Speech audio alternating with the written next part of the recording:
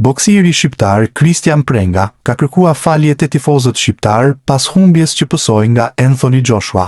Britaniku e nokautua shqiptarin në raundin e dytë, pavarësisht që ky i fundit e nisi për mrekulli, duke e rrëzuar 2 herë në raundin e parë. Prenga ka reaguar për herë të parë duke thënë se ishte plani i Zotit që fitoi Joshua dhe njëkohësisht shfrytëzoi rastin për të kërkuar falje tek shqiptarët. Urime për të, nuk ishte mbrëmja ime, ishte plani i Zotit që ai të fitonte. Unë jam me të, çfarë ai thot, unë jam mirë.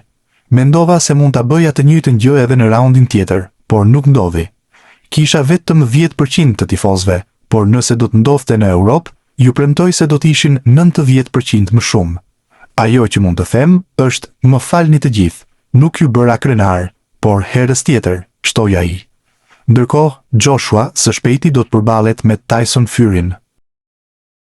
Boksieri Anthony Joshua ka treguar klasë të madh duke mbajtur flamurin shqiptar pas triumfit ndaj Christian Prengës. Britaniku e nokautoi shqiptarin në raundin e dytë, pavarësisht se boksieri jon e nisi për mrekulli për ta rrëzuar pas vetëm 30 sekondave në raundin e parë.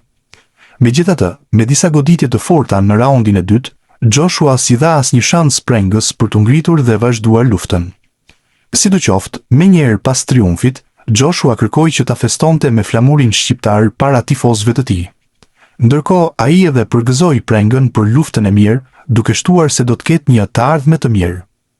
E falenderoi Prengën për luftën e mirë, do të thotë shumë për Prengën dhe kampin e tij, do të thotë shumë për mua.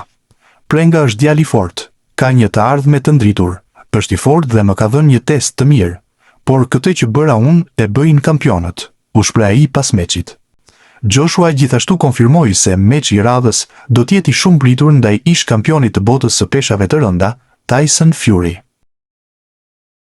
Anthony Joshua realizoi një rikthim dramatik dhe spektakolar në ring, duke mposhtur me knockout në raundin e dytë Christian Prengën në duelin kryesor të mbrëmjes në Jeddah të Arabisë Saudite.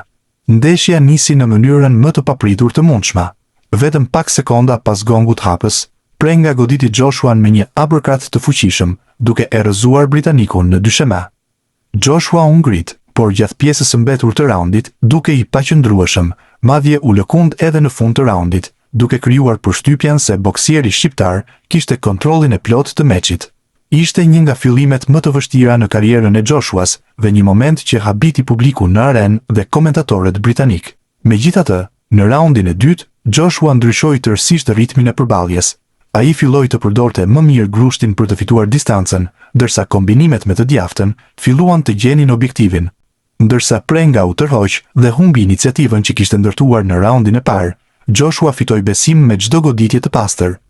Me rreth 40 sekonda të mbetura në raundin e dytë, Joshua shpërtheu me një seri goditjesh të fuqishme që e dërguan Prengën në tapet.